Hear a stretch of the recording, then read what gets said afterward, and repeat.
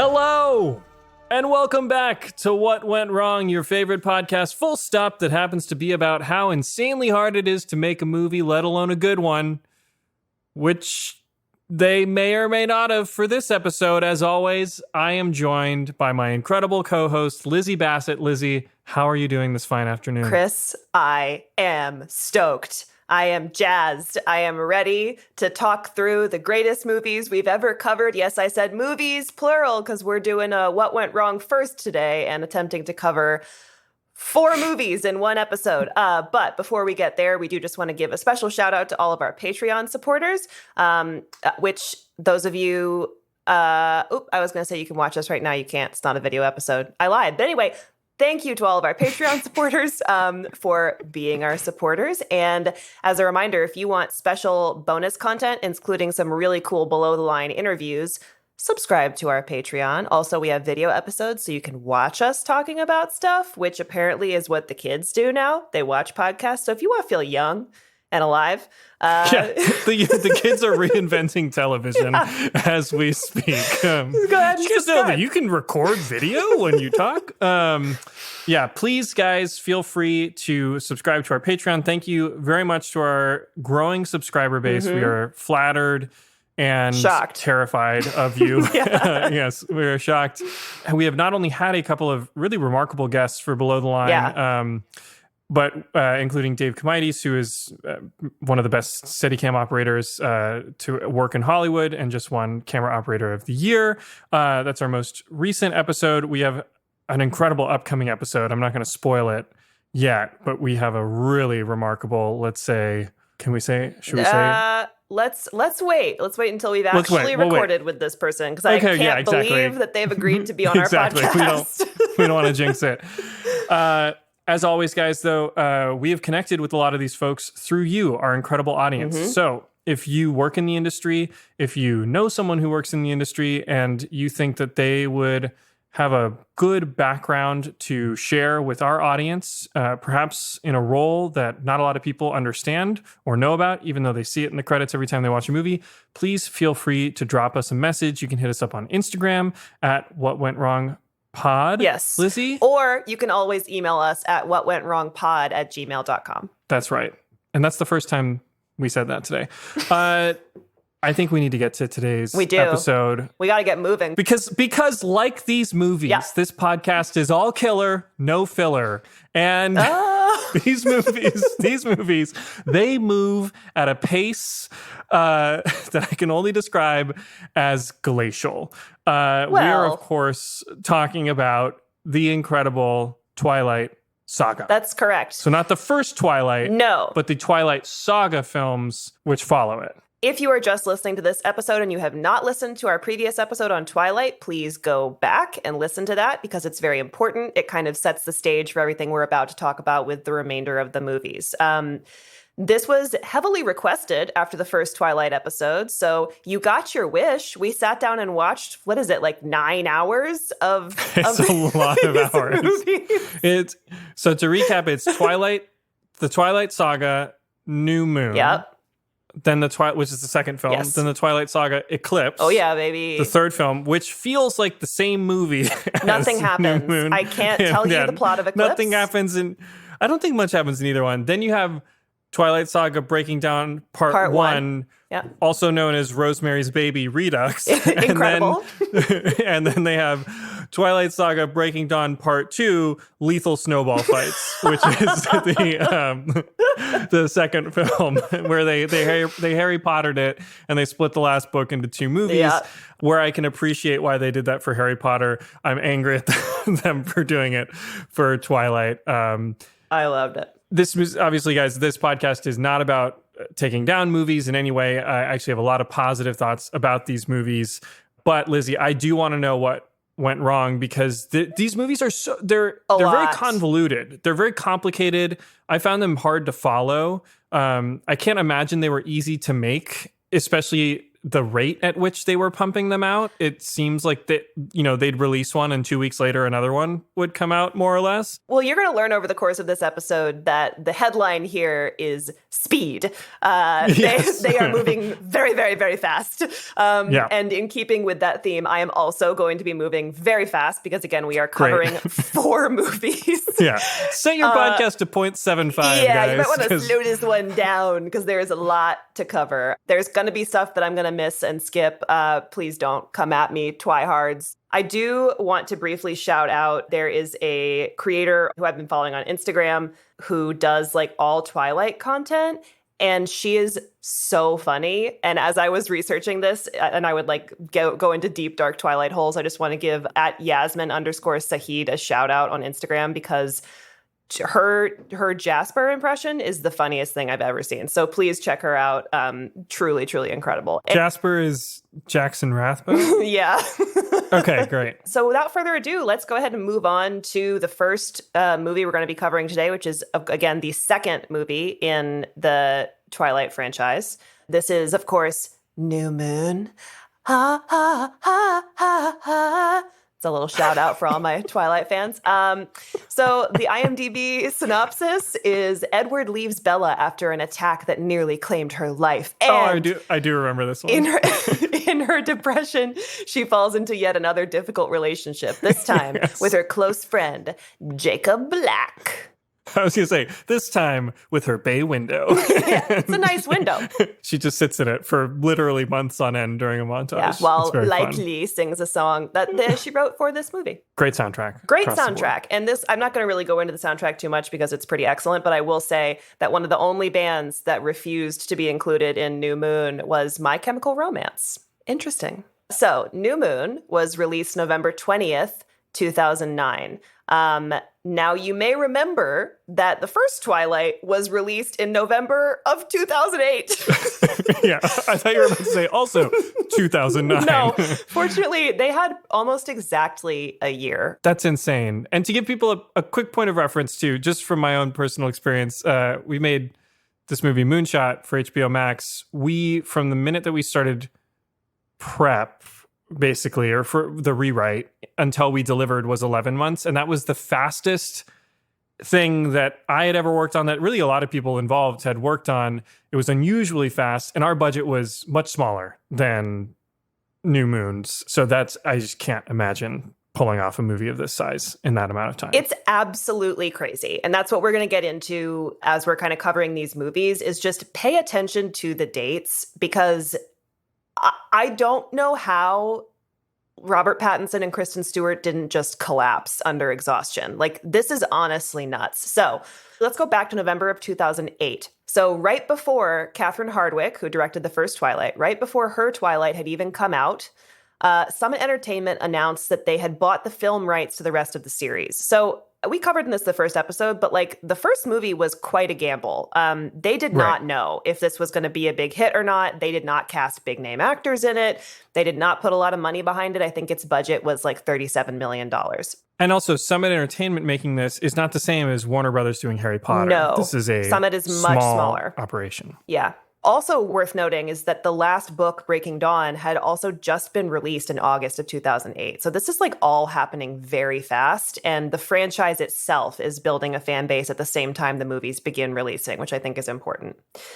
But it does seem like Summit was kind of getting ahead of things just in case Twilight did well, because long before they announced that they had bought the rest of the film rights, Melissa Rosenberg, the screenwriter, and by the way, I think the only person outside of the cast who stays throughout the franchise, began working on the screenplay for New Moon in June of 2008. And a fun fact is that she alternated between writing Dexter during the week and New Moon on the weekends. I feel like that kind of comes through. Tough weekends. Yeah. Hey, I like them both. For the record, New Moon is my favorite. That was not a criticism. That was not a criticism of her writing at all. I'm saying to go and adapt these books on your weekends. That is a tough weekend. It is hard, although I will say for all of the shit that Stephenie Meyer, the author of Twilight, gets, it sounds like she was relatively easy to work with across this series, with maybe a couple of exceptions. But I do think Melissa Rosenberg enjoyed working with her, which is not always the case when adapting an author's work. No. So Twilight premieres on November 21st, 2008, and it makes bank. This thing makes $35.7 million on its opening day. So that's the whole budget. Wow. It made its whole budget back in 24 hours. Naturally, that is all they need. So the next day, on November 22nd, Summit announces that New Moon is a go. Twilight has just come out. And Robert Pattinson walked into a river. Collapsed. Yeah, exactly. Yeah, that's the thing. You have to wonder, like, were they hoping this would be done after one? I don't know. So Twilight has just come out. It's a massive success. And you would think that they would want to keep the woman who literally created this entire on-screen world as part of the franchise, right? I would assume. You would be wrong. When Hardwick initially started talking to Summit about the sequel, it became immediately apparent that they wanted to start, like, yesterday. She was like, no, I really want more time. That was something that had been very difficult for her on Twilight, and she wanted the chance to do right by the rest of these films. By all accounts, like, she liked the source material, and I think she felt like she could do something really cool with it. However, after only 2 weeks of negotiation, they said nope and unceremoniously replaced her. Wow. And that would be the last time that a woman would direct a movie in the Twilight franchise. All men from here on out. So we begin the revolving door of Twilight directors, starting with Chris Weitz, who is the director of New Moon. Now, as I mentioned, Twilight came out in November of 2008, and less than 1 month later, they announced Chris Weitz as the director of New Moon. So my question there is, was he already waiting in the wings before Catherine said no? Maybe. My guess is that he had worked with knew one of the producers, and that so my guess is that they floated it to him, but I'm guessing that if the negotiations were not going well, they probably went to him and they were like, look, we need someone. That's true. Like, can you come in and do this on short notice? And maybe he did it as a favor. Maybe he really wanted to do it. Who knows? I think he was into it. And I think he did a great job also. This is a very hard book to adapt. And I think he made one of the most engaging movies, I think. I know you don't agree. But he had just directed The Golden Compass, which is based on the His Dark Materials novel series by Philip Pullman, which I was obsessed with. That was, of course, supposed to launch a franchise as well, but it did not do well. Mm-hmm. Interestingly, on that, he did not have a positive experience on that book-to-screen adaptation because he said the studio had basically recut the entire movie and taken it in a totally different direction from the book, which he really did not enjoy. By all accounts, he did enjoy Twilight, that was not the case, that he was able to kind of stick closer to the material and work closely with Stephenie Meyer and all that. He had written and directed About a Boy. American Pie. With his brother. Yes, that's right. So Chris gets a little bit more money, around $50 million this time, which is still really not a lot to make this movie. And you have to imagine the actors, I'm guessing, have negotiated somewhat higher salaries going into this one. I don't know, Chris, because the thing is, when you're doing a franchise, I'm sure they signed contracts that had I don't know if they didn't have the rights yet for the other books. We don't know. It's speculation. I don't know. Maybe. I'm not sure. I hope they were able to, but I don't know how much they were able to negotiate. He literally has 11 months to start pre-production until when it actually premieres. Right. That's insane. Yeah. With a movie full of VFX werewolves. Yes, which we're going to get into. This movie is way, way, way more VFX heavy than the first one. Mm-hmm. So he makes some pretty big changes to the aesthetic of the franchise, including mostly the color palette. You may have noticed it goes from very cold and green, sort of lots of like Dutch angles and Hot Topic fun in the Catherine Hardwick one, to something much warmer. He said he based a lot of the look and feel on pre-Raphaelite Victorian paintings, which The Lady of Shalott is a good example of this, if you've ever seen that. And actually, I think it does look like that. When I saw that reference, I was like, all right. Now, if you've read the books, you know that Jacob Black's physical transformation is a big part of New Moon. He is supposed to basically look like a completely different person. He's supposed to like grow 7 inches, and he's like crazy tall. And this is the Taylor Lautner Native American character. Yeah. Which we covered in the first. Which we'll get into here as well. Podcast. Taylor Lautner is not Native American, which is not great. Yeah. But Taylor Lautner was 140 pounds in Twilight. I would like to point out he was also 16 years old. He's a baby. This part makes me sad. So Chris Weitz was not 100% sure about keeping skinny 16, now almost 17-year-old Taylor Lautner in the role. I did not realize that's how young he was when they started filming Twilight. That's crazy. So Chris Weitz goes so far as to announce to MTV News that they're making a full effort to recast the role. He literally is like, he's out. Michael Copon, I think is how you say his name, a star of The Scorpion King 2, if you remember it, Chris. I don't. And also a recurring character on One Tree Hill, was apparently at the top of Weitz's list. Copon then goes on a bit of a cringe-inducing publicity campaign via his Facebook statuses, updating them to say things like, quote, Michael Copon is in a Twilight Zone, and quote, Michael Copon is the older Jacob Black. And you all may remember this was at the time when the only way you could do a Facebook status was is something. So oh, that's right.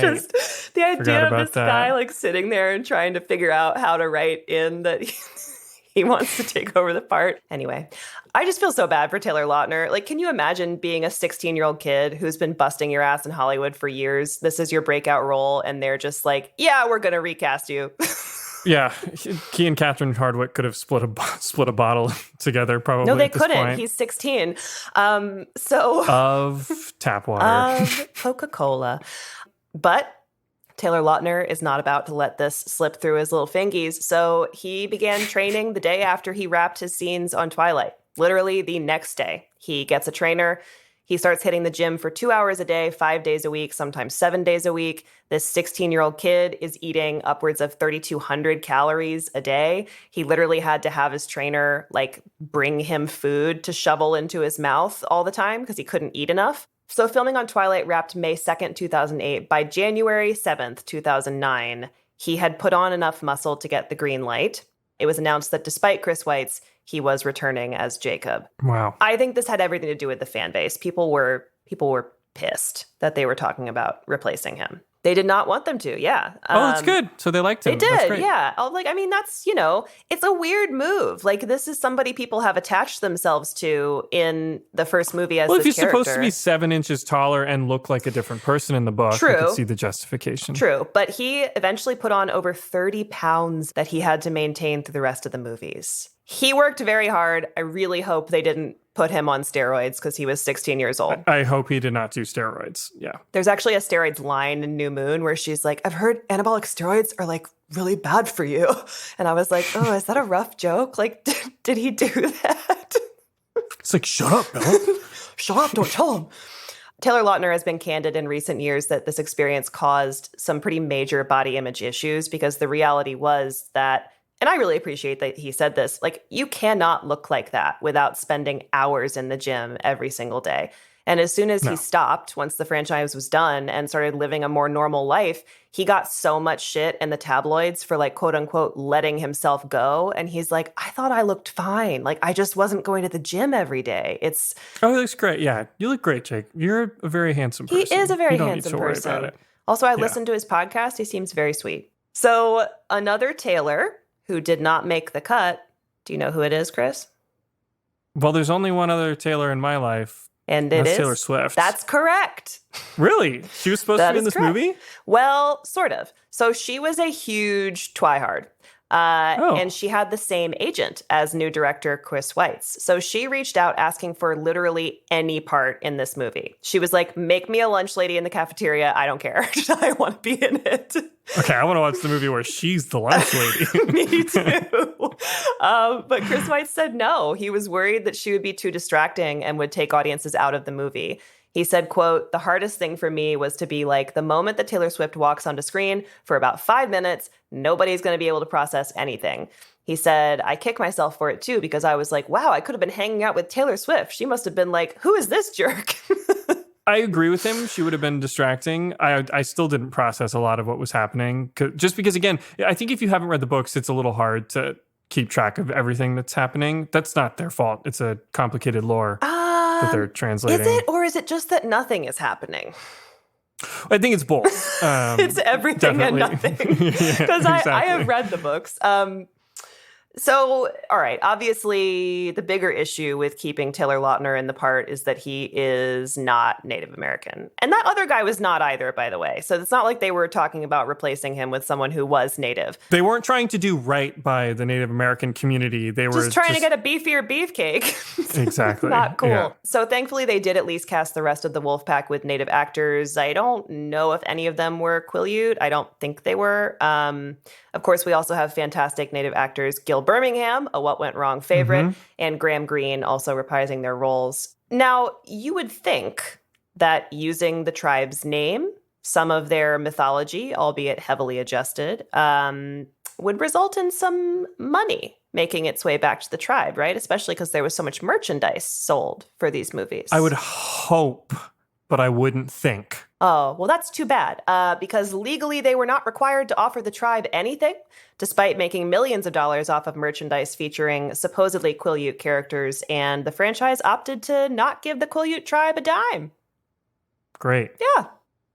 There's a lot of stuff that, I mean, you could do a whole episode on New Moon, to be honest, because I think the way that they handled Stephanie, I mean, to a certain degree, there's not much they could do because the biggest problems with this actually stem from the source material and the fact that Stephanie Meyer kind of chose this Co-opted. tribe. Yeah. And like, the thing is, she is ascribing mythology to this tribe that is like loosely based on what is essentially their Genesis story. So this would be like somebody going back and rewriting the Adam and Eve story for Christians and being like, it's fine. It's not a snake, it's an owl. And then Eve turns into a goat and it's I don't know, Chris, help me out here. It would be as if Christians were a persecuted minority, and then you rewrote their history, and then you put it on beer cozies and sold it for $5, and you didn't share any of the money with Hell them. yeah, I mean, America. That's it. I think what's frustrating, and I don't know anything about Stephanie Meyer, but it is, I think, ultimately lazy in the sense that she is reaping the rewards of a rich mythology without sharing her subsequent success that to a certain extent stemmed from, and that's very different than, okay, I'm going to take the universal tropes of vampirism and turn that into, a movie. It's very different to take a culture's specific traditions and name and location and then turn that into fodder. Because what I learned is that they're basically co-opting the origin story of this tribe, which begins with two wolves that became people, and that was their original myth, basically. And of course, this does something very different than that and just completely changes it. But you may also have noticed that all of the members of the wolf pack have a very specific tattoo. It's of two wolves, and it is inspired by, I think, that actual Quileute story. However, it was designed by a non-native artist who, for aesthetic reasons, decided to mix that style with that of a completely different tribe, the Haida Nation. So just problems all around on this, and the fact that they didn't get any money is insane. Another big change in this movie is that they moved to Vancouver. The first one had shot in and around, I think mostly in Oregon, actually, and then some in Washington. They reconstruct the Swan House in the Vancouver area with an addition you might have noticed is not in the first movie. Chris called this out already, but it's that big-ass bay window. That's not there. Oh, yeah. You got to have something to look out from. You need that bay window. I did like that sequence. They have a nice circular dolly shot around Kristen Stewart staring out the window as the seasons pass. It's a good VFX lock-off shot where they replace what's outside also the windows. This one has the best music, and a lot of it is written for the movie, which we've discussed. It's got great original songs. Yeah, this one's original, I believe. I think Bon Iver and St. Vincent wrote Roslyn for this one. Roslyn, which is a town in eastern Washington, not western Washington. Oh. Roslyn is a town in eastern Washington. Who cares, Chris? Geography is for not sparkly vampires. So, sure, all of the vampires hated their color contacts, but Kristen Stewart also had to wear them because she has very beautiful green eyes, but Bella has sad, regular brown eyes. Nothing against all you brown-eyed folk. Apparently, it got particularly bad during rainy scenes to the point where she could not wear the contacts, so they had to actually recolor her eyes in post for a couple. I wear contacts, guys, and I have worn for a skit one time black contacts. They are the most horrible. incredibly uncomfortable things and I wear contacts every day. Yeah. It was awful. So I can't imagine what these actors are trying to act without blinking. It's bad. Because also, you don't want to blink a lot while you're acting because editors will cut around blinks. And so they'll cut around you. So that's tough with contacts. I didn't know that. Hot tip. Robert Pattinson also refused to wax his eyebrows after seeing himself in the first movie. He was like, nope. And if you look, there is a pretty big difference. His eyebrows are like 3 times the size. He looks great.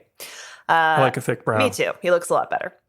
They put less lipstick on him in this one too, which is also an upgrade. The first movie, he's wearing like the MAC special. So that underwater shot where Bella is sinking and we see Edward kind of appear next to her, Weitz originally wanted to shoot it vertically and attach weights to her feet at the bottom of a 12-foot pool. So pulling a Jimmy C here. Right. Apparently, Robert Pattinson had done some underwater work for Harry Potter, so he was like totally fine with this. But Kristen Stewart, to her credit, was like, no, I'm not doing that.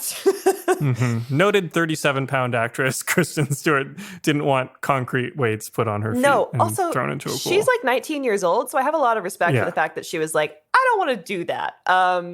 And Chris Weitz was like, nah, 12 feet isn't that deep. Like, it's totally fine. I'll show 12 feet you. Is so... Have you guys ever dove to the bottom of a 10-foot pool? That's 2 more feet. Yeah. It's down there. Chris Weitz didn't think that through because he was like, I'll show you. I'm going to do it. It's going to be easy. Yeah. And Kristen Stewart's like, go ahead, bozo. So he does it. And as soon as he gets to the bottom, he like had a panic attack and was like, hell no.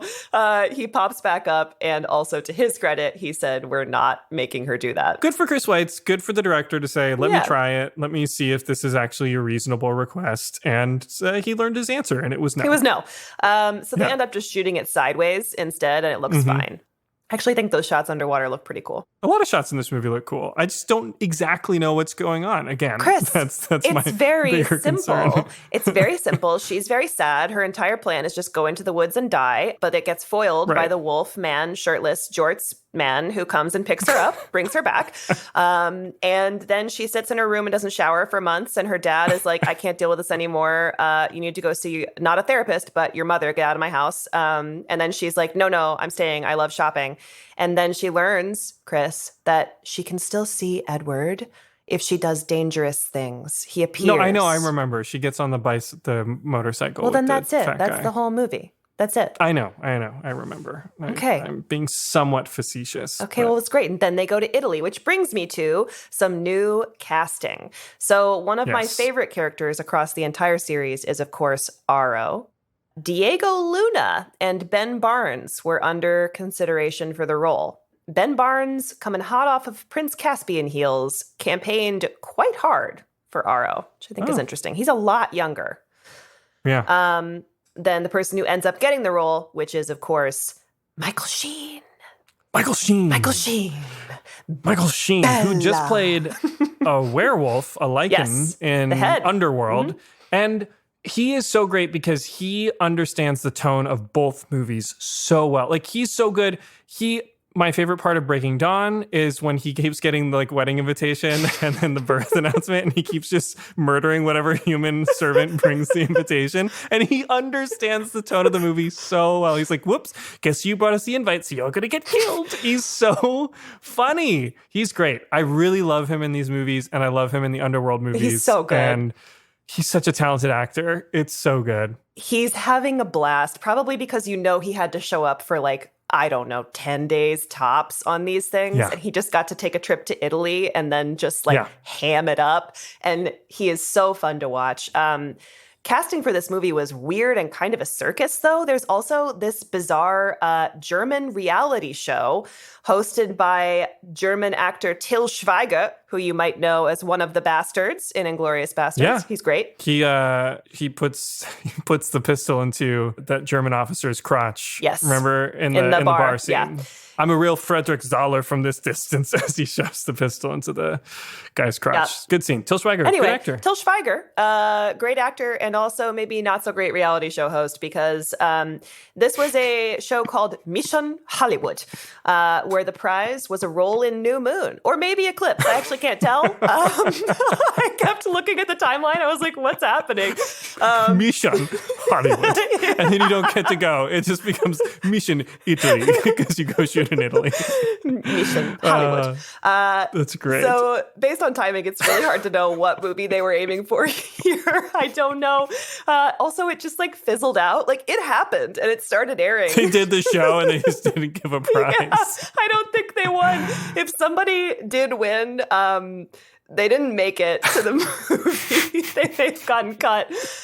Anyway, so RIP Mission Hollywood. I don't know what happened there. But one major difference that we've called out between Twilight and New Moon is that there is way more VFX needed. Whereas Twilight, you may remember, there was almost none. Pretty much all of the vampire stunts were done practically on wires. And they looked really good. I liked all the wire work they did in the forest. There's some I thought it was fun. pretty funny ones. The baseball scene remains an incredible piece of cinematic history. So, remember, they are filming this at breakneck speed because it has to come out 1 year after the first Twilight. Yeah. So they hire Phil Tippett, who you may remember. Love Phil Tippett. From our Jurassic Park episode. Listen to that. Animatronic expert. Yeah, creatures are very much his thing. He made that kind of his world is building these creatures. So Tippett said, quote, "It was the worst conditions possible for computer graphics. The skies are overcast, so the lighting is very flat. Unlike something like Transformers or District 9, where you have a lot of light kicking off of hard shell candy surfaces, we have wolves with fur, and fur soaks up light." So when you think about all that, honestly, this looks great. And they had no time to do this. Yeah. And they're not trying to make the wolves look realistic either, in the sense that they're supposed to look enormous. And again, to just go a little further on what Lizzie was saying about how light hits objects. So one directional lighting, very hard one directional lighting, is a lot easier to animate than broad, diffused lighting. That makes sense. So, for example, one of the reasons the Tyrannosaurus Rex in Jurassic Park looks so good in that night scene when it escapes the paddock is there's really just one hard light source of light, which is the moon, and it's in silhouette for large portions, and it's very wet and reflective, as opposed to, like Lizzie was saying, a fabric or a fur. Also, fur, every hair follicle moves independently. You know, it's incredibly hard to do animation for fur, and they had just done it with Chris Weitz had just done it with Golden Compass with the polar bear, which also looks which was good. Really hard. Yeah, it does, but that's also very hard to animate. If you want to hear more about digital fur technology, I think that's what they called it. Listen to our very first episode on cats. On cats. Yeah, so you can hear how this is honestly what Phil Tippett did here. All you gotta do is watch Cats to see he did a great job. So he also said, "We just have a blast. We call it doing the Vulcan mind meld thing when we're reading each other's minds because we're working so fast." He's not kidding. Post-production on New Moon overlaps with shooting on Eclipse, not pre-production on Eclipse, shooting. That is how fast they're churning this shit out. So, a little fun fact, a large portion of the rough cut for New Moon was edited in the backseat of a car. Whose car? That would be editor Phil Lambert, who pulled the cut together on a laptop while being shuttled between Twilight and working as an assistant editor on Body of Lies. Wow. They had less than 3 months from rough cut to final cut, and the final was due 2 weeks before it actually premiered. So Wait, the editor was cutting 2 movies at the same time? Yeah. Wow. Yeah. I've never heard of that. That's crazy. Well, he was an assistant editor on Body of Lies, and he was, I think, that's what I read. And he was definitely the main editor on this, and he was doing the vast majority of the first assembly in the backseat of the car while he wrapped up work on the other movie. Can't stop, won't stop. So New Moon comes out November 16th, 2009, and it makes an absolute buttload of money. It set the record for biggest 2-day total at $115 million, passing The Dark Knight. Remember, this had a budget of $50 million, so they are raking in the money here. It's crazy. So let's move on. Let's move on to Eclipse. So remember, November 16th, 2009 for New Moon? That's New Moon releases. New Moon releases. Well, guess what? Eclipse is coming at you June 24th, 2010. This one. So they're releasing it 8 months later. Correct. It's not even a year. So they're like, we want more money now. It's crazy. Is Summit trying to pay off a bounty on their head and they need the money faster? I don't know why they did this. They're like, guys, they are gonna realize these aren't good if we give them enough time. Like, we have to get these out. I really would like to stress, like, don't do this. It is, well, of course, don't do it, but it is such a remarkable achievement that these movies are finished. They are more or less coherent. The actors survived. Yeah. It is this. I wish I knew anything about construction. It would be like putting up, 2 baseball stadiums in 2 years or something like that, because it's just absolutely mind-boggling, the pace. And it's not just the pace.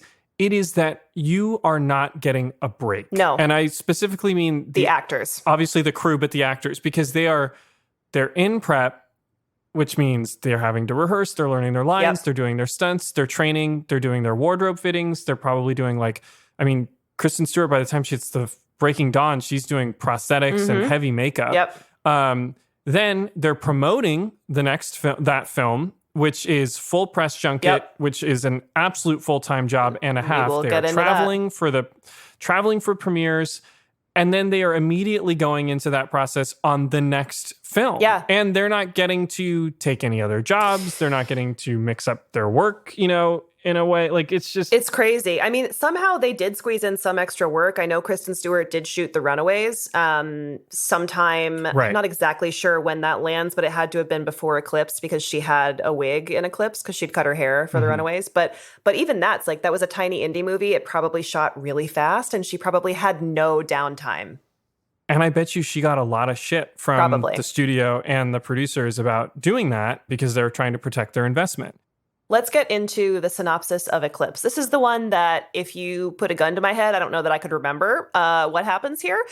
So the synopsis, according to IMDb, is: as a string of mysterious killings grips Seattle, Bella, whose high school graduation is fast approaching, is forced to choose between her love for vampire Edward and her friendship with werewolf Jacob. Is she? I feel like there's never a choice here, and she's always Team Edward. Oh, yeah. That's my one criticism of the movies versus the books, is that the books, there's a lot more will they, won't they with Jacob. And he's also way hotter. And just, Taylor Lautner's great, but. Well, I think the issue, Taylor Lautner seems younger than Ed, which I think he is. He is. He's younger than Ed. So there's just no world where when you're in high school, the older guy wins. Yeah. That's just kind of how I think we all are wired when we're that age. And so it didn't make a lot of sense. No, but Chris, it all works out in the end, because it turns out that Jacob was just in love with her fetus. So. Well, he needed a younger woman, is what I clearly learned. Okay. We'll get into all that. Right. So, that took a turn. Yeah, so the budget for Eclipse goes up a little bit. We're around $68 million now. But these things are still coming in at Filene's bargain basement prices. No, this is insane. These movies are making $700-800 million at the box office, and they're keeping them under $100 million, per installment. That's what makes me think these actors did not get to renegotiate a lot, but I don't know.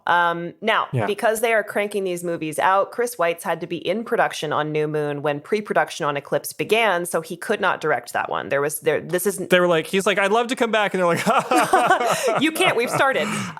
Exactly. So he actually was originally attached to come back for Breaking Dawn, I think, but he, even at that point, he expressed some concern because he had a little kid at that time, and he was like, I don't know if I could, that's potentially 2 movies. That might be a year and a half to 2 years. And he was like, I have a 2-year-old child, so I don't know. Yeah, there's only so many times I can make this kid watch About a Boy. Yeah, seriously. I have to go back to fathering. So, spoiler alert, he does not direct Breaking Dawn. And from everything I saw, I think that was his decision. Instead, in April of 2009, it's announced that David Slade will take over as director of Eclipse. Now, Slade is an interesting choice, coming from a very hard R horror background with movies like Hard Candy and 30 Days of Night. Hard Candy, starring Elliot Page. And Patrick Wilson. Yes, it's a pedophile revenge story, effectively. It is good. It's really, really dark and not supernatural in any way. It feels very grounded. Fun fact, the producer of that film came and did a career day presentation at my high school randomly when I was in high school. That's cool. Yeah. 30 Days of Night is a vampire movie. And it's a hard Yes. R action, and it has a couple of really cool scenes in it, too, including Danny Houston's head getting punched out. That's right. So Pattinson said that he felt like he was playing a totally different character in this movie, and that Slade was, quote, fighting to make it not so solemn. It kind of, I'm reading between the lines here, but it kind of sounds like maybe Pattinson did not get along very well with David Slade.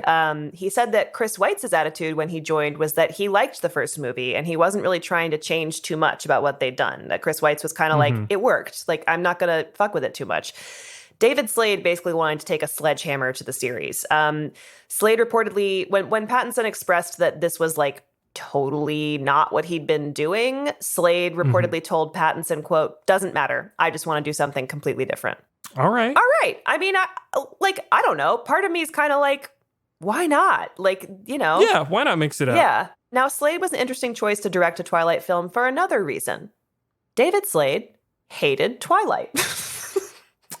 Oh. Yeah. So about a week after he's confirmed as director, Slade learned that the internet never forgets anything. Someone dug up a tweet of his where he said, quote, Twilight drunk? No, not even drunk. Twilight on acid? No, not even on acid. Twilight with a gun to my head? Just shoot me. But what he didn't put in that tweet was Twilight for $500,000 to $700,000. Yeah. Sign me up. Yeah, that's correct.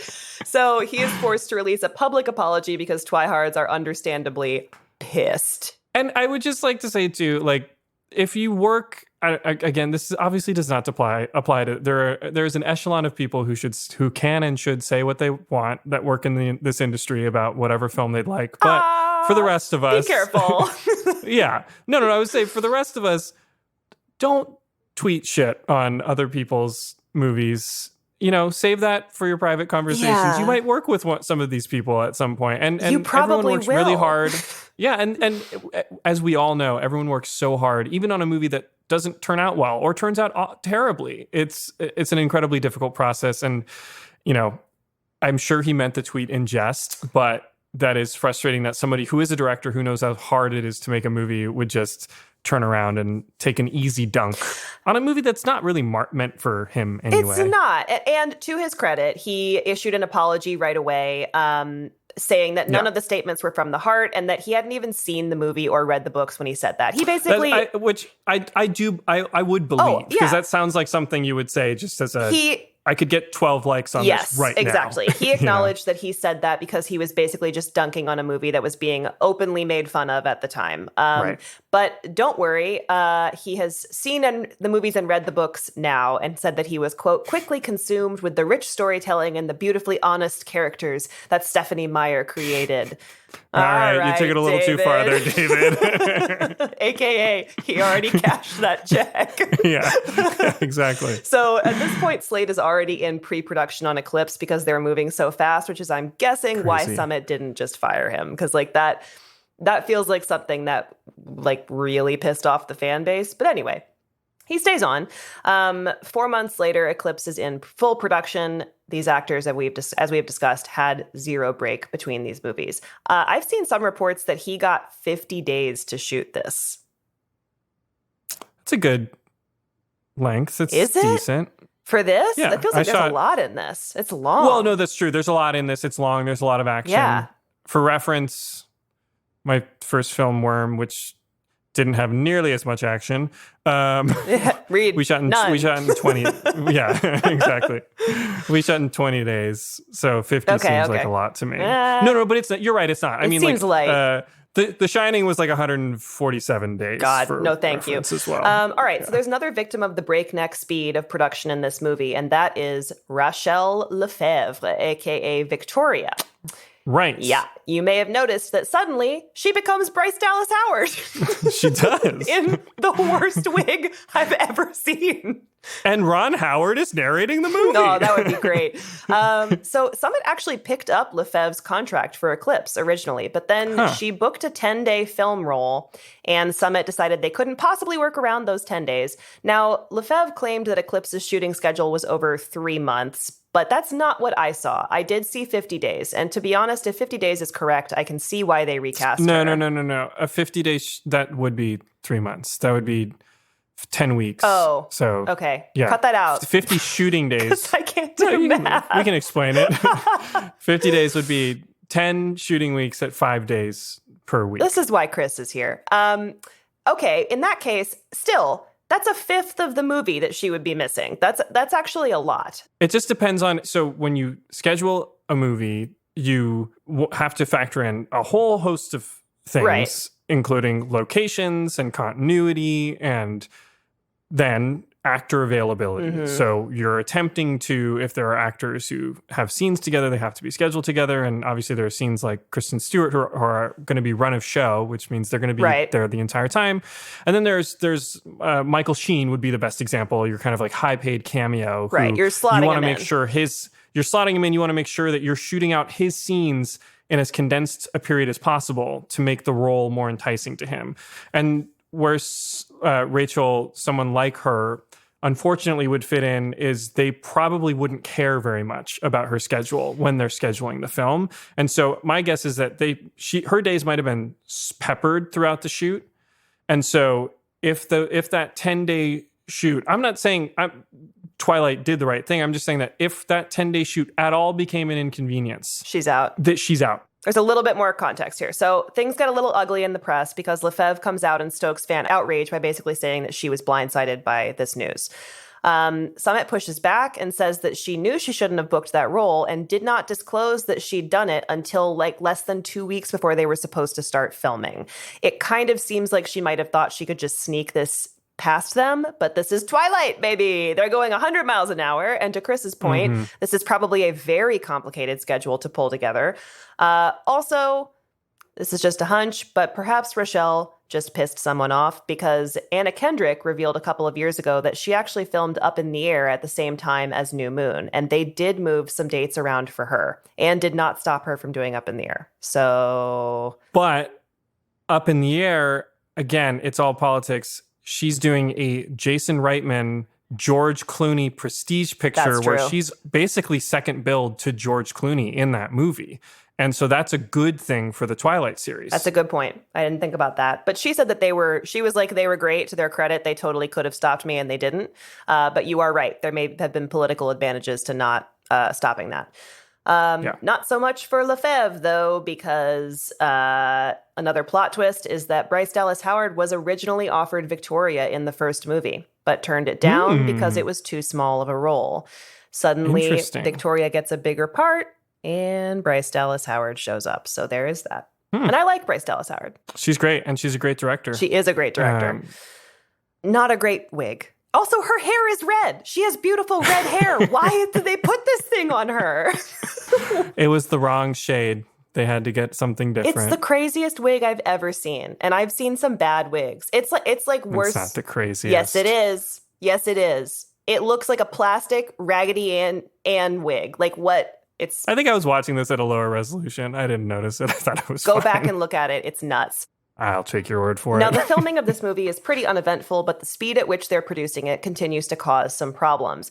I saw in one place that a lot of Nikki Reed, who plays Rosalie, a lot of her climactic fight scene moments towards the end got cut because apparently the dailies were overexposed and Slade didn't have time to reshoot them. So he was just like... And they were still shooting on boom, boom. film, I think, on this. Were they? I'm not sure, but I mean, overexposed, I would assume that's... I don't know. I mean, you can overexpose digital, but anyway. Anyway, she also didn't even like shooting. I think she had maybe not a great time. The rain made her sort of thick vampire makeup stream down her face, which she did not love.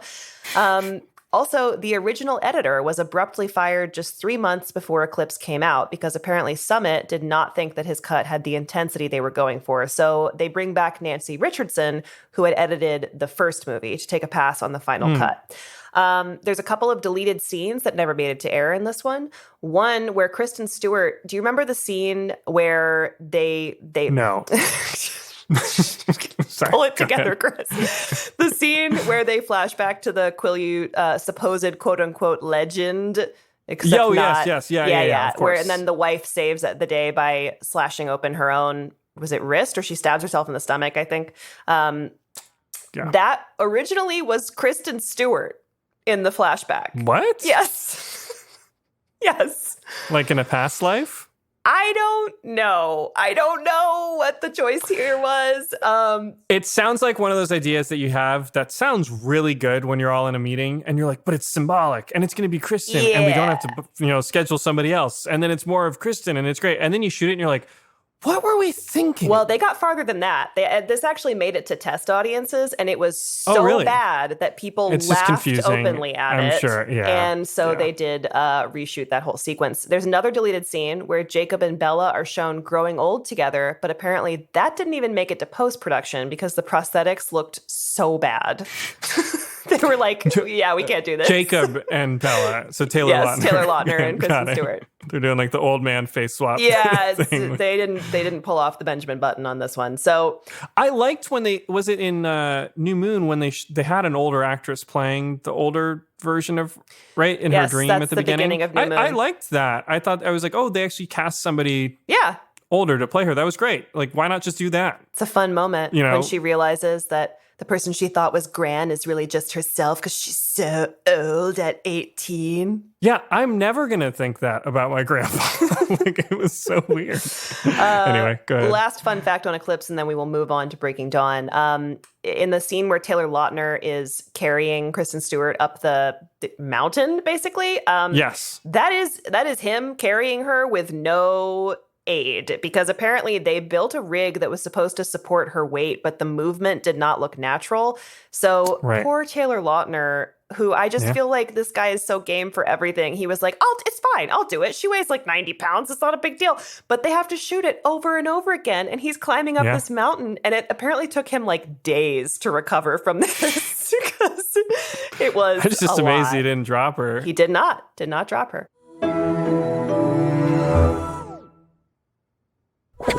So, Eclipse premieres, making $698 million worldwide. Crazy. Now, here's the other thing. At some point in 2009, between the production of New Moon and Eclipse, Robert Pattinson and Kristen Stewart start dating. The timing it's like both the best and the worst thing that could ever happen to this franchise. So the timing of this is really murky. I don't think anyone knows exactly for sure when it started because they were very, very private about it and actually almost never confirmed it. It was definitely known to producers by the time they're working on Eclipse, though, because they were very concerned about what might happen to all their sparkly dollar bills if they were to break up. Right. Very concerned. Yeah. So maybe that's why Summit was pulling in the release dates. I mean, like, oh, sweet Jesus, we got to make sure they don't break up. Maybe, and they almost and of course, did it, but well, I was not gonna say, quite. by pulling the release dates in, they're putting so much more strain on the relationship. I mean, this must have been really hard. So I'm going to cover Breaking Dawn parts 1 and 2 together because they were shot as one movie. So moving on to Breaking Dawn part 1. The IMDb synopsis is the Quileutes close in on unexpecting parents. Unexpecting parents. Well, they weren't expecting it to go the way that it goes. Unexpecting parents Edward and Bella, whose unborn child poses a threat to the wolf pack and the townspeople of Forks. It is released November 18th, 2011. So a little bit more of a break between Eclipse and this one. The budget is... When did Eclipse come out? June of 2010? Yes. Okay, so a little over a year. Mm-hmm. So the budget is somewhere between 110 to 120-ish million. I saw 127 million according to Forbes, so we're going to go with that. They must have renegotiated between the last one and these. That's my guess because... This is them getting the paychecks one. Good, because the money jumps up substantially here, and boy, I hope it went to the actors. Breaking Dawn Part 2... And boy, I hope it didn't go to that CG baby. Chris, I have such a surprise for you. Just hold on. So, Breaking Dawn Part 2, the synopsis is, after the birth of Renesmee / Nessie, the Cullens gather other vampire clans in order to protect the child from a false allegation that puts the family in front of the Volturi. After the birth of the Antichrist. Yeah. I mean, maybe we should so let me get this out, and then I think we should take a second to talk about these movies, because these movies boy, I forgot how batshit crazy these are. So Breaking Dawn Part 2 then releases November 16th, 2012. So almost exactly a year after Part 1. Right. But again, back to the normal cadence. But again, these were shot together. The budget for this one was $137 million, according to Forbes. This is the most expensive of all the Twilight movies. And as Chris said, I have to imagine a lot of that went to the actors' salaries, I hope. So I saw these in theaters when they came out, and like I understood that what I was watching was crazy, but I didn't understand how crazy. Having watched these, didn't understand how crazy it was to have a full-grown man fall in love with a baby, dude. What is happening in these movies? Like immediately, and then people are just making jokes about it. People are just like totally cool with the fact they're like, tell Bella what you really think about her baby. Let me just explain. So weird. Let me explain what Chris is talking about. So, for those of you who have not watched this movie, somehow, first of all, the whole series, they're concerned about Edward and Bella having sex because to have sex, he might kill her. That's it. That's the whole plot. That's the premise of Twilight. Sex is the devil. They wait until marriage. They do it when she is still human and he is a vampire. And somehow, not explained, but somehow they accidentally create a whoopsie undead demon baby, which was not thought to be possible. The makeup that they put on her, it is horrifying. Like, they did a good job. They did a great job. It was so uncomfortable. Yep. I filmed myself watching the entire birth sequence. Maybe Lizzie will share some on social media. I get very queasy. I thought I wanted to be a doctor when I was little. I went to grand rounds with my grandpa and quickly realized that was never going to happen. I couldn't watch The Nick, that TV series. I had a really hard time watching this sequence. It's gross. Kristen Stewart it's really graphic. And she looks so emaciated. And again, kudos to the effects team and the makeup team. They did a great job. It really creeped me out. We're going to talk about it a little bit, but basically, this baby is like eating her from the inside out, and she is dying because of the baby. There's a whole pro-life thing that happens where she keeps talking about it as the fetus, and Nikki Reed's character has to keep going, "You mean the baby?" So there's that. I don't even want to get into that. There's just a lot. That's not what this podcast is about. Not what this is about. Keep going. But boy, did not sink in when I was 20 and watching this. And then, so she has the baby, or should I say, Edward chews the baby out of her. Oh, it's wild. Chews it out. And then they bring her back to life. They turn Bella into a vampire. And the delivery is just Jacob and Edward and her. Yes. There are no doctors. Correct. There are no vampire doctors. There's no one. Yeah. But seriously, why is I was Carlisle not there? Yeah, I just did not understand why it was just the three of them. Because it wasn't like, for example, there was a big storm and everyone got delayed and then she went into labor early and then they had to do it because it was an emergency. It was like there were people in the other room. It's a private moment when your husband chews your baby out of you. But anyway. And then the other guy that you almost went with is also there. This is the final part of this, is that once the baby is delivered, Jacob imprints on the baby. This is something that Stephanie Meyer developed, where these werewolves do a thing called imprinting and they can't control it. And when they've done it, they are forever bound and forever in love with this other person. And the rest of the wolf pack then cannot attack that person because they are protected by being imprinted on. This is obviously a plot device to figure out what to do. And it's the weirdest one she could have done. But anyway, Jacob falls in love with a baby. It's deeply upsetting. It is, and it's not well handled because there's no way to handle it well, but it's particularly poorly handled because he sees the baby, which is a CGI monstrosity that, again, this is not a criticism of the work of the CGI artist, just the design they landed on. It's very it's in that uncanny valley. Well, we're going to talk about that, and I want to save a little bit of that until we get there. Okay, we'll save it. Let's save it. Save that. But really quickly, the reason he falls in love with this baby is because you then see it not as like a full-grown woman you see flashes of that. Really, mostly you see it as a 10-year-old girl. Like a 10-year-old girl. Yeah, it's really weird. And so it's like, guys, no. He's not in love with a baby. He's in love with a 10-year-old. It's fine. And it's so gross and weird. And it's not, again, if it was, I feel like there's an easy workaround where it's like, no, it's like a dog. It's like how a dog gets protective of a baby. And you could have just said that, right? Like, it's not like he's in love. He's just like a German Shepherd gets protective of the new baby in the house. No, you can't, Chris, because here's the problem. The book, this is very much the book, and it is an important plot point that he is in love with and imprinted on I understand. Renesmee. I'm saying Stephenie Meyer should have done that. No, she did what she wanted to. A couple of very interesting names are initially thrown around to direct Breaking Dawn, but the two that I saw over and over again were Gus Van Sant and Sofia Coppola. Interesting. Sofia Coppola makes a lot more sense to me than Gus Van Sant. He would have been very weird. So Coppola reportedly almost did it, but she only would have been able to direct the first one due to scheduling conflicts, and they knew at this point they needed to shoot them together. I like the Lost in Translation version of this movie. I do too. I want to see that. Yeah, I really like her. I think she's a very character-driven director, so who knows what it would have been. It would have been interesting. But April 28th, 2010, it's announced that Bill Condon will direct Breaking Dawn. Condon had just directed Dreamgirls. He wrote the screenplay for Chicago and wrote and directed Kinsey. He had also written and directed Gods and Monsters, which he won the Oscar for adapted screenplay for.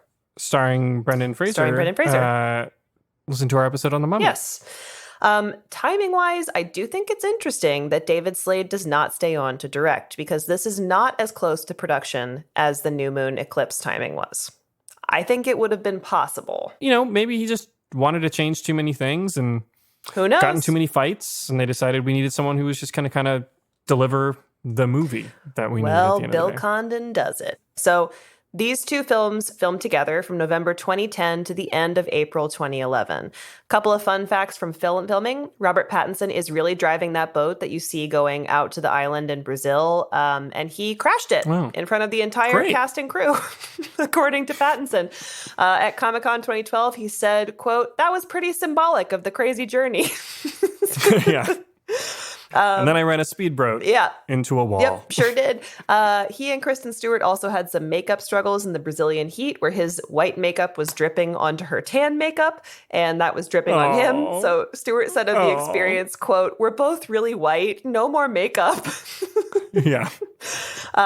Yep. Also, there are a couple of moments in Breaking Dawn Parts 1 and 2 that originally earned both movies R ratings. I think that's fair, because particularly Breaking Dawn Part 1 is horrifying. I thought it should have been rated R. Honestly, the whole they toned it down sequence, that was tough to watch. I know. There's a shot that I was like, I can't believe this is PG-13, which is when they show her from top down and you can see her horrible skinny legs and you see like blood coming out of her vagina. And I was just like, oh my God. I'm already terrified of giving birth. I don't need this. I watched my wife's C-section, and I had an easier time doing that than watching this scene in Twilight Breaking Dawn Part 1. This is a vampire C-section. They do it differently. So a V-section. A V-section. So a couple scenes in the first one that garnered it an R rating. One is the sex scene. It's pretty tame. It is. They re-edited it. There were rumors that Kristen Stewart was supposedly too sexual and there was too much thrusting, which, like, fuck off. Whatever. But according to Robert Pattinson on the Ellen show, there was a different issue. So I want to play you a little clip. Because I heard that it had to be recut because you went crazy or something. You went... Didn't you? Didn't you just kind of go into, like, it was too steamy for anybody? No, I lost it. I totally you lost it? With my mic. Yeah, no, I didn't. Well, what happened? Why did they have to recut it? There was a bit too much butt crack, I think. That was one thing I butt never crack? cut out. Too much butt crack? Yeah, but they didn't cut out they didn't cut the shot or whatever. They just cut the crack out. They just painted. That's what I found out the other day. How do you cut the crack out? They just painted over it. It's really short. So it makes you look like you don't have a crack. They cover it so there's no crack on your butt. You just look like one solid cheek. You're allowed to show cheek. You can't show crack. You can show cheek, no crack. So that was their solve. Wait. So they just painted his ass crack Yeah. out? So literally it's the cat's butthole problem 10 years before. Yep. That's amazing. That's right. Oh my God. Painted out the crack. You know, I want to do an episode for our Patreon at some point about how the MPAA came about and how the guidelines were formed and go back to the Hays Code and everything. But it is just remarkable that you can show somebody chew a baby out of a woman, but God forbid you show a butt crack and we need to digitally paint this thing out. That was so funny. But anyway, so they did re-edit the sex scene in addition to painting out Rob's butt crack.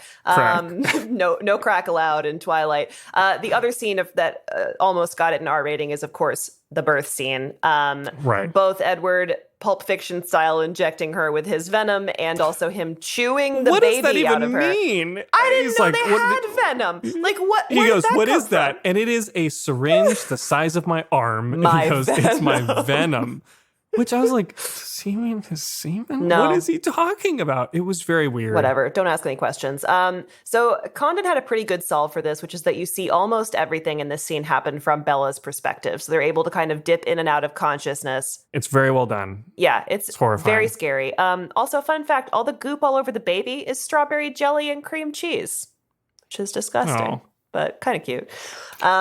Apparently, they also handed part 2 an R rating because of all the beheadings that happen in that bonkers snowball fight in part 2. It's pretty tame. But it's like statues getting their heads cut Yeah. off. You know what I mean? It's like it's so outlandish. I actually really It's enjoy very the fun. battle in part 2. Oh, it's fun. It's very I just fun. love how like the solution is just rip the head off. Everyone. It's very, very easy. All right, so Chris, you've been talking a lot about this uncanny valley baby, so let's get into This it. baby, when the baby showed up, I literally went, "Ah!"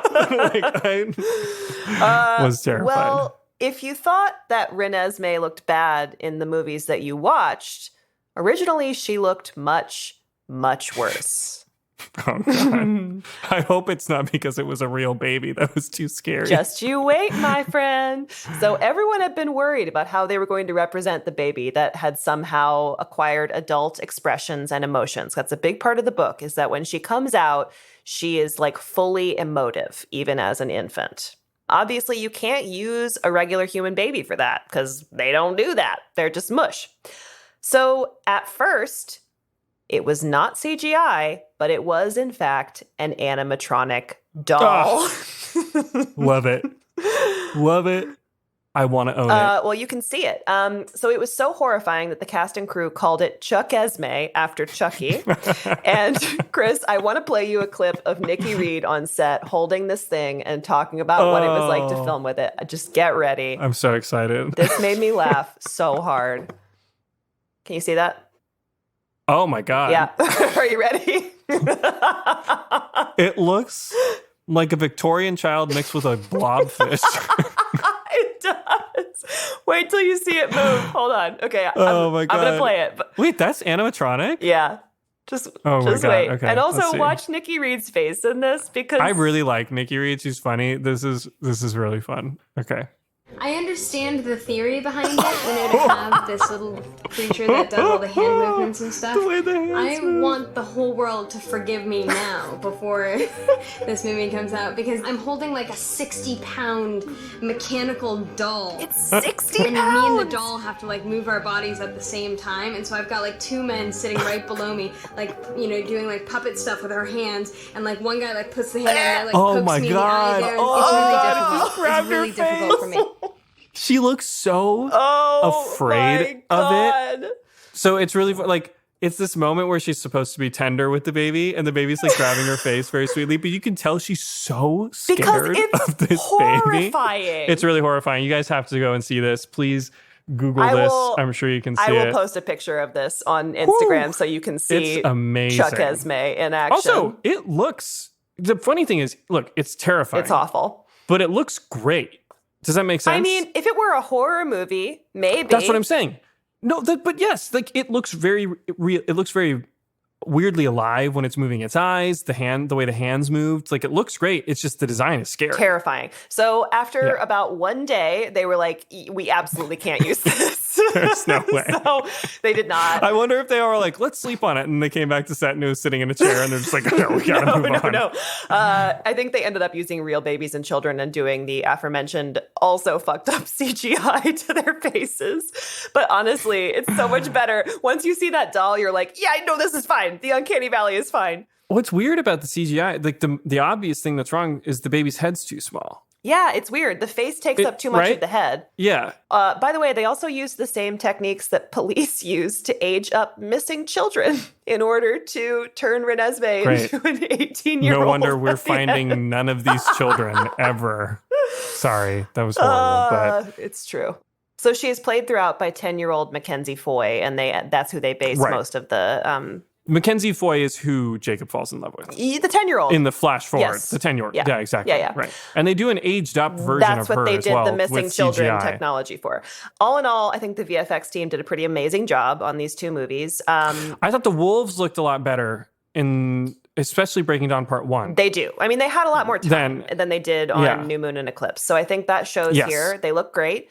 The shot where she turns into a vampire is obviously hilarious because she gains makeup magically, a lot of eye makeup, but yeah, a lot of weight and eye makeup. I did like all of the inside her body Dr. House. That was fun. CG stuff, that was good. But that's also a very tough shot to do, the one where she transitions, because they're doing a composite. I was wondering, is that like a motion control rig or something? No. So that is a composite of transitions between what was a puppet of the very emaciated Kristen Stewart and herself. And they'd used a puppet. They also used prosthetics on her to give her that very emaciated look.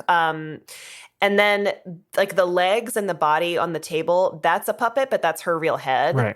That is sort of sticking out. That, sticking her head through the table. Right. And the CPR, that's also her head, but then everything below the head is not. It's a puppet. Apparently Kristen Stewart was a total champ. She was strapped into that thing for hours and hours, and she just did a great job. Also, the Cullen House, which was partially built in Vancouver and then partially rebuilt on sound stages in Baton Rouge, Louisiana, I think, was very hard to shoot in. Why, Chris? Tons of windows? Bingo! All the windows. A lot of reflections. Exactly. They had to do hundreds of composite shots where they were removing reflections of crew and cast in the windows.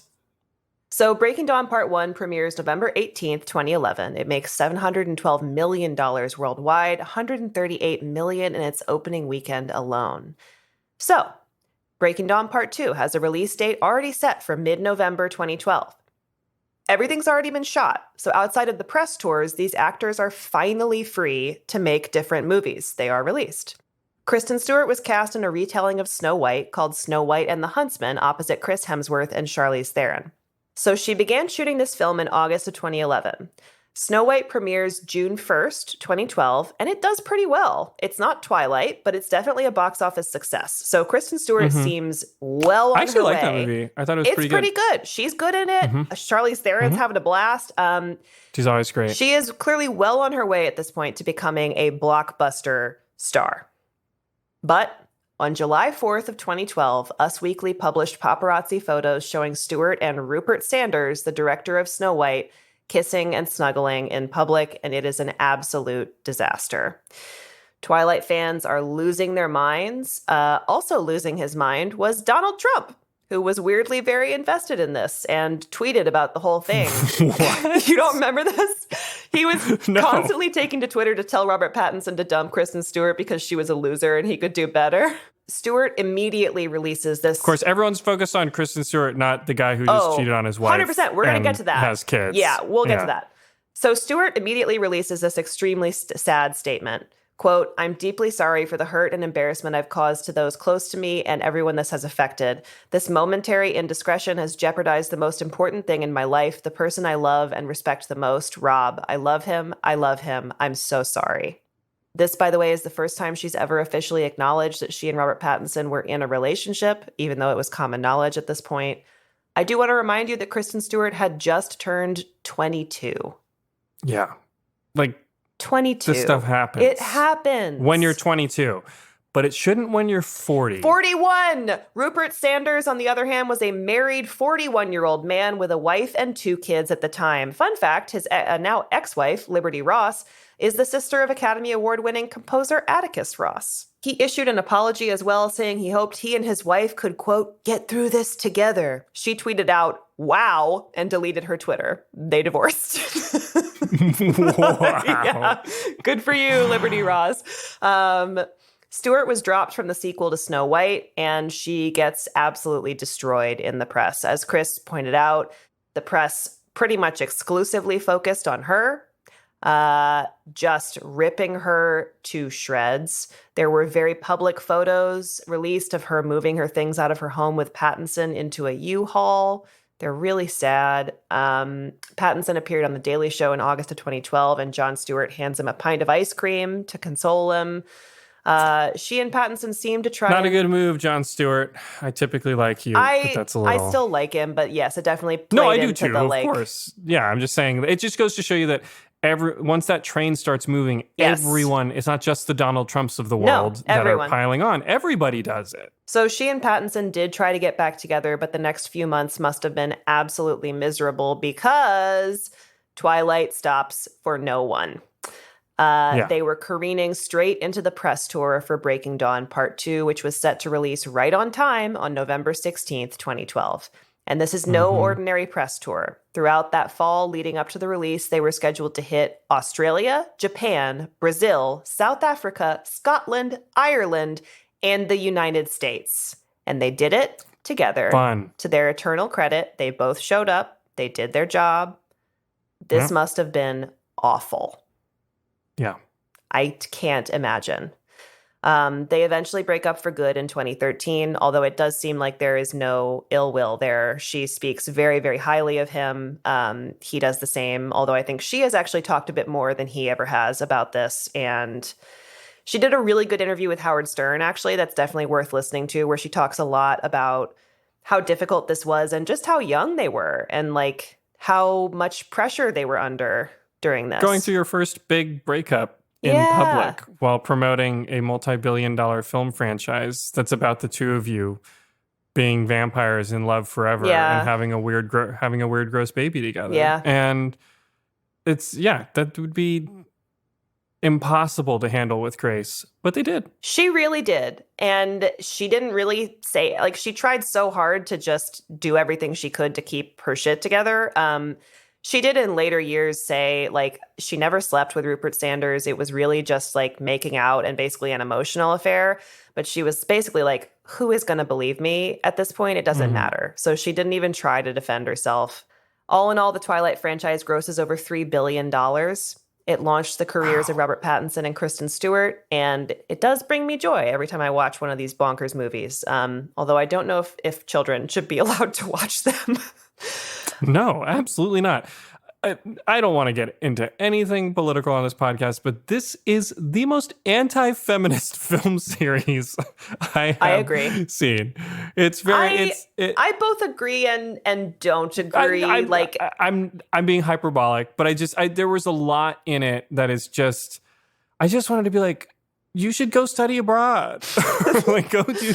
Just like take some time to yourself. Get with Jacob. Reading the books, I was always like, what are you doing? Go sleep with him. My God. Try it out. Give it a shot. Who knows? Yeah. Your dad's hot, but I'm just kidding. Her dad is super hot. He's shout out to Charlie Swan. Smoke show. The hottest man in all of these movies. God, that guy would clean up in Forks, Washington. Just saying. Everyone in this movie looks great. They're all incredibly attractive. It's got a lot of really good actors in it. And I think to your point about this being a very sort of anti-feminist franchise, I think it is to Kristen Stewart's credit that it doesn't go as far as the books do, to be honest. I think she understood both what was wrong about this and also what was fun about it. And I think that she leaned into it and managed to turn Bella into something that was engaging on screen in a way that she's really not in the books. And we talked about this in the last episode, but like that is by design, that Bella kind of doesn't have a character. She's sort of an empty shell that any woman can step into and imagine themselves in. And Truly, truly, to Kristen Stewart's credit, she did breathe some life into this character, and that had to be hard. Now, many people have crapped on Twilight in the years since it came out, including Anna Kendrick, who claims she didn't even remember being in them. But there is one person in particular who, despite everything she went through, still has some love for the movies, and that is Kristen Stewart. She told Patti Smith in an interview for Interview Magazine, quote, "The intention is so fucking pure in a weird way. Anybody who wants to talk shit about Twilight, I completely get it.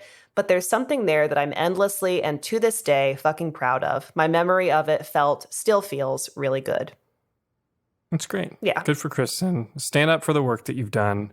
She's never shit on it. Never. Yeah, don't do a James Corden and dump on the VFX artist of the movie you just got paid millions of dollars to be in. It's bullshit. It's a bad look. Don't pretend to forget movies that you were in, which is not a lot. Other actors have done that. Oh, yeah. Listen, I love Anna Kendrick. But Yes, Anna Kendrick's amazing. I don't love Jared Leto, and he has apparently done that a couple of times. But good for Kristen Stewart for standing up for a franchise that, was formative in a lot of ways. Like, that was her college, for better or worse. Like, she was from 17 to 22 making these movies and doing a great job, and then making some mistakes and learning from those mistakes. Everything that all the fuck-ups that a lot of us, not all of us, of course, got between the ages of 18 and 22. And we had the cover of, well, it happens. You're this age. Right. She didn't have that excuse. No. And again, it would be very easy for her to say, yeah, I just did it for the money. I was young. I needed a job. But nope, she stood behind it. She didn't do that. And I really appreciate that. So that brings us to the end of the Twilight Saga, Chris. What a doozy. Well, the Twilight Saga never really ends. That's true, because Stephanie Meyer's been rewriting it from Edward's perspective. Really? Yeah, that came out. Midnight Sun, maybe? I don't know. Don't quote me on that. What went right, Chris? I think a lot of things went right throughout these movies. And I will say, I know we've talked about Michael Sheen, how he gets the tone. Or he really creates a tone of his own. But it's not just him. All of these other actors, I think, are having a really fun time. Specifically the Cullens, the family of vampires around her. Like Nikki Reed, Kellen Lutz, Jackson Rathbone, Ashley Greene, Carlisle. Peter Fasinelli. I love Peter Fasinelli in these movies. My point is, I just get the sense from these actors that there's a feeling like they're in a movie and they're never going to be in anything like this again. And not to say they won't be in a bigger role or a better role later, but just like they're never going to be in something like this. How could you be? It's the craziest shit you've ever seen. It's crazy, but they're doing it in a good way. I feel like they're having fun in a way that's not poking fun at the audience or poking fun at the source material, but they're not treating it too seriously. It's a fine line. So I'll say, really, honestly, it would be so easy to phone these movies in. And I think to a certain extent, there are certain elements that have to be phoned in the sense that I think the books are pretty lazy in a lot of ways, but if you're going to be accurate to the books, you have to be accurate, you know what I mean, to them. And so I just think it goes to the whole crew, but I will specifically say the cast and I really, the Cullens, because they're a fun group. Every time we go back to the Cullens, I'm like, you guys don't really make a lot of sense. And it's a lot of fun. And your wigs are getting worse every movie. And your wigs are getting wild. But I just like it. And I feel like they're having a good time. And they're like, we get a good scene today. This is exciting. Let's go enjoy it, So credit to the entire cast that worked their ass off for a number of years to make these movies happen. Yeah. And for taking very, very, very silly material and doing something fun with it. I'm a bit torn in terms of what went right. I think 100% mine would be the cast, and particularly the core cast. I think that they did an excellent job, as Chris just said. But to shout out some other things that I think went right, I do think that Chris Weitz's direction on New Moon was really good, although I would have liked to have seen Catherine Hardwicke take over the rest of the franchise. I really appreciate what he did.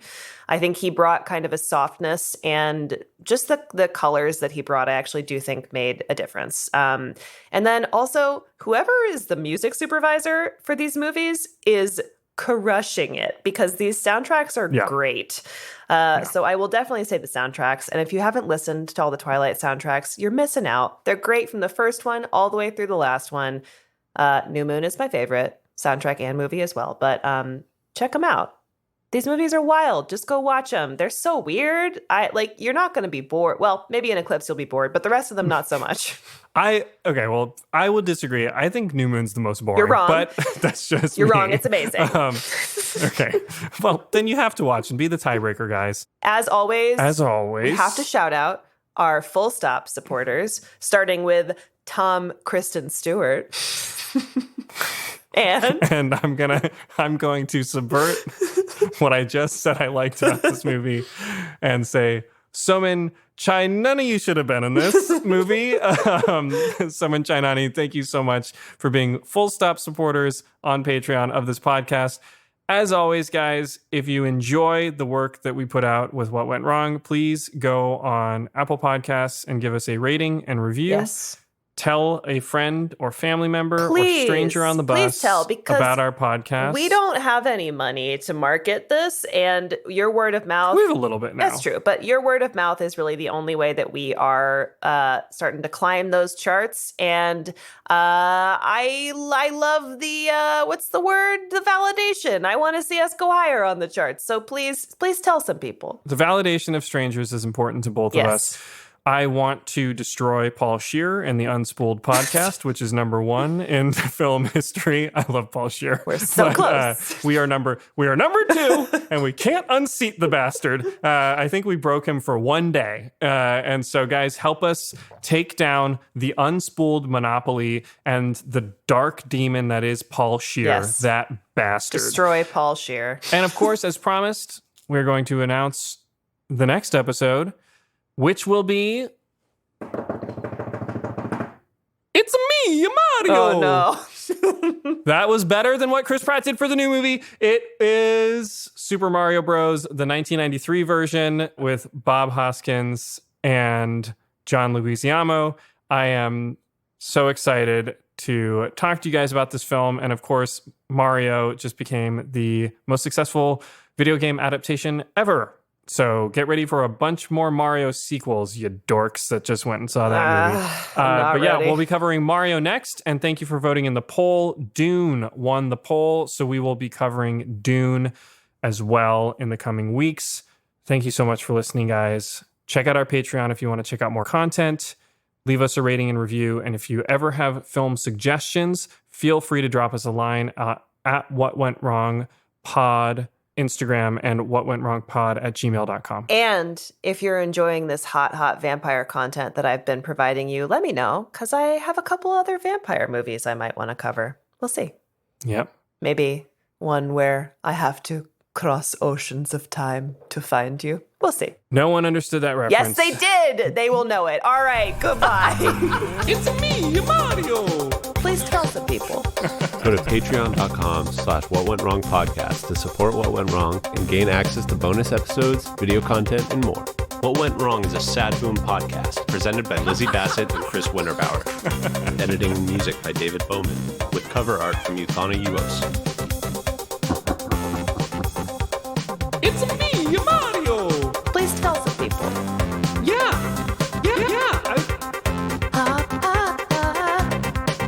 So they just painted his ass crack out? That's right. Painted out the crack. Painted out the crack.